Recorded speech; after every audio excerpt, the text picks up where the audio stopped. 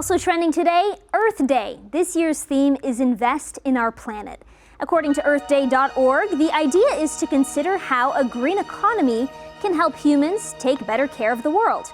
Humanity has actually taken surprisingly big new steps to avert the threats to our planet, like toxic pollution, habitat destruction, extinction, and climate change. These problems stem from the things we build, buy, and eat. But if we change our actions, we can solve them. In the past year, we have agreed to the largest international land and ocean conservation target ever, a treaty to protect the high seas, and a commitment to phase out the most potent greenhouse gases completely.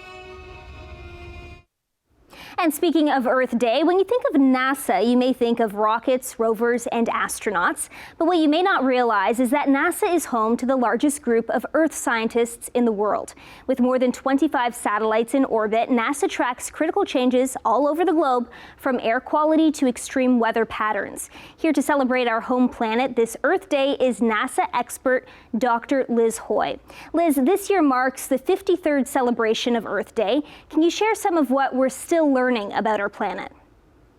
Yeah, this is one of the reasons I love being a part of the work that's happening at NASA. We have this really long record of what's happening to our environment through the different satellites that NASA has been putting up into orbit for the last 50 or so years, tracking with Earth Day.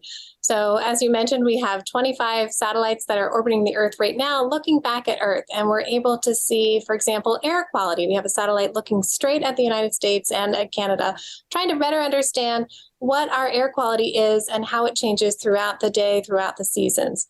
We're looking at fire severity, we're looking at oceans, so just lots of different pieces of the Earth science puzzle.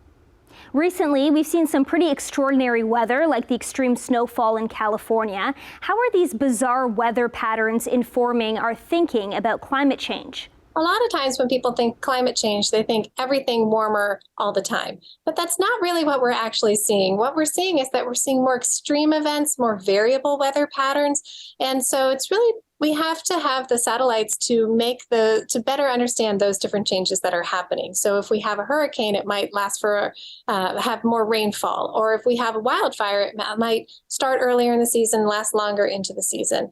And so it's really trying to have the resources available to study these extreme events that we know are going to happen, but we just don't always know exactly where.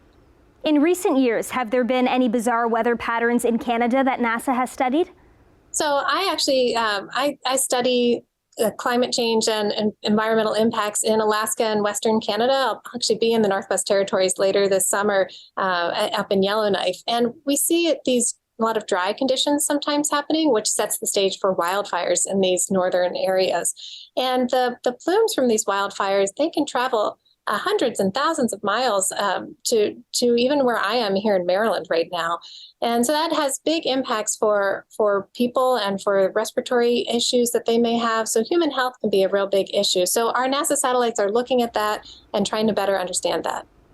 And here at Trending Now, we know that climate change news can be quite scary. So looking at the positives, what is NASA doing to help all of us continue to thrive here on home planet? Yeah, so we don't want to all be doom and gloom all the time. We're trying to do the very best science we can, understand what's happening, and then think about collectively as humans in society, what can we do moving forward?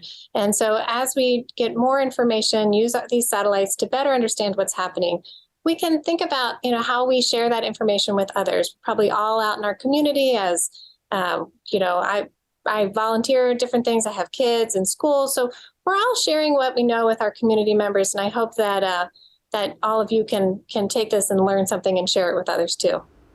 Thanks so much for joining us, Senior NASA Scientist Dr. Liz Hoy. All right, thanks so much for having me.